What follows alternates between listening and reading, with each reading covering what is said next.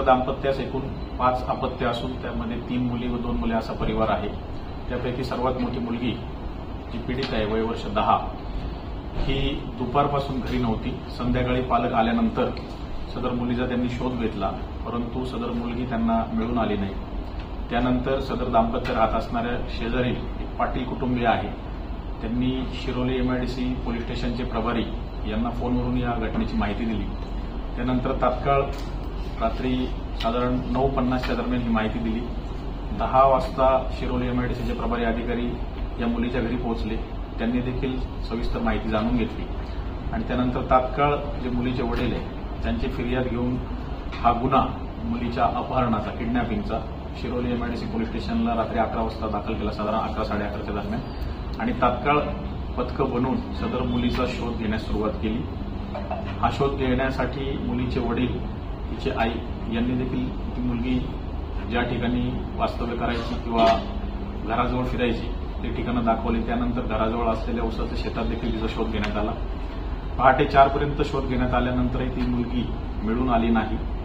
त्यानंतर आज सकाळपासून उपविभागीय पोलीस अधिकारी करवीर, स्थानिक गुन्हे शाखेची टीम, स्थानिक गुन्हे शाखेचे प्रभारी व त्यांची टीम, त्याचबरोबर anti human trafficking unit, police अधीक्षक कार्यालय अशी टीम फॉर्म करण्यात आली आणि प्रभारी अधिकारी शिरोली एमआयडीसी व त्यांचा पोलीस स्टेशनचा स्टाफ अशा सर्वांनी परत साधारण 3 ते 3.5 तास या परत मुलीचा त्या परिसरामध्ये शोध घेतला।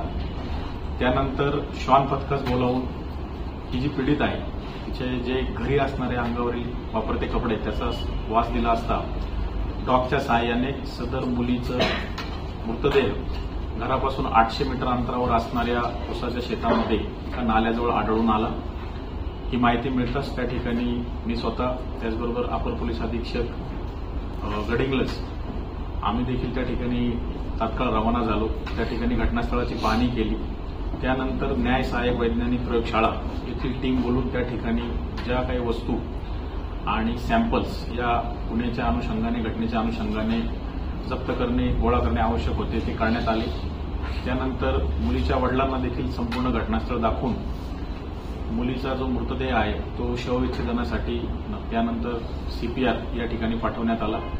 या ठिकाणी देखील सीपीआरमधील जे फॉरेन्सिक डिपार्टमेंटचे हेड आहेत त्यांना विनंती करण्यात आली व संपूर्ण घटनाक्रम सांगण्यात आला। त्या पद्धतीने एक 4 डॉक्टरांचं पॅनल तयार करून सदर मुलीचं शवविच्छेदन करण्यात आलं। त्या ठिकाणी पोलीस स्टेशन शिरोली एमआयडीसी, त्याचबरोबर स्थानिक गुन्हे शाखा यांची जी विविध पथकं होती त्यांनी जवळपास घटनास्थळाच्या 1.5 किलोमीटर परिसरामध्ये असलेले 9 सीसीटीव्ही कॅमेरे चेक केले। त्यामध्ये एकूण 9 कॅमेरे चेक केल्यानंतर 6 संशयित इसम त्या गुन्ह्याच्या संबंधित असावेत अशी माहिती या सीसीटीव्ही फुटेजमधून प्राप्त झाली। या 6 इसमांना ताब्यात घेऊन त्यांची सखोल चौकशी दुपारपासून ते आतापर्यंत करण्यात आली। यामध्ये या मुलीच्या घरी पीडितेची जी आई आहे तिच्या वहिनीचा भाऊ हा मागील 3 महिन्यापासून नोकरीच्या निमित्ताने राहायला आला होता। दिनेश कुमार केसनाथ सहा, वय वर्ष 25, अविवाहित आहे। 25 मागील 3 महिन्यापासून या पीडितेच्या घरीच तो राहतो आणि तो देखील पीडितेचे वडील ज्या कंपनीत काम करतात या ठिकाणी नोकरीस आहे, तो देखील लेबर म्हणून काम करतो। तर त्याच्याकडे जवळपास 4.5 ते 5 तास सखोल विचारपूस केली असता आरोपीने सदर गुन्हा केल्याची कबुली दिलेली आहे। काल दुपारी मुलीचे आईवडील सकाळी 8 वाजताच त्यांच्या कंपनीत कामासाठी निघून गेलेले होते व ही 5 भावंड घरामध्ये होती। साधारण दुपारी 5 ते 5:30च्या दरम्यान या आरोपीने सदर पीडितेला घराजवळील 800 मीटर अंतरावर असणाऱ्या उसाच्या शेतामध्ये नेऊन तिच्यावर लैंगिक अत्याचार केला आणि त्यानंतर तिचा गळा आवळून आणि थापडाबुक्क्याने मारहाण तिला केली। त्यात या पीडितेचा मृत्यू झाला। जे शवविच्छेदन झालेलं आहे आणि डॉक्टरांकडून जी माहिती प्राप्त झालेली आहे तर आरोपीने जे हे कृत्य केलेलं आहे त्याची देखील पुष्टी शवविच्छेदन अहवालामध्ये होईल। अशा प्रकारे तिच्याच घरात राहणारा पीडितेच्या नात्याने मामा लागणारा दिनेश कुमार केसनाथ सहा, वय वर्ष 25 याने अत्यंत असं हे निर्घुण कृत्य करून केलेलं आहे आणि त्यामध्ये या पीडितेचा दुर्दैवी मृत्यू झालेला आहे।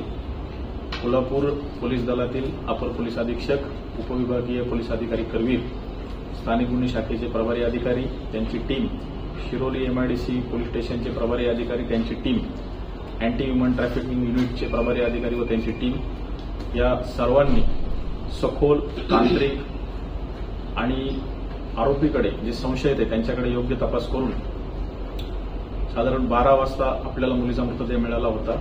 8 तासामध्ये हा गुन्हा उघडकीस आणलेला आहे. आरोपी सध्या शिरोली MIDC पोलिसांच्या ताब्यात आहे. पुढील अटकेची कारवाई आता सुरू करण्यात आलेली आहे.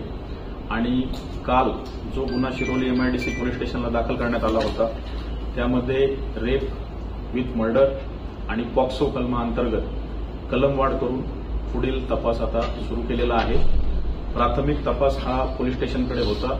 गुन्ह्याचं गांभीर्य लक्षात घेऊन सदर गुन्ह्याच्या तपासासाठी आता एक SIT फॉर्म करण्यात आलेली आहे. असेच नवनवीन विषय ऐकण्यासाठी लाईक, सबस्क्राईब आणि बेल आयकॉनवरती क्लिक करा.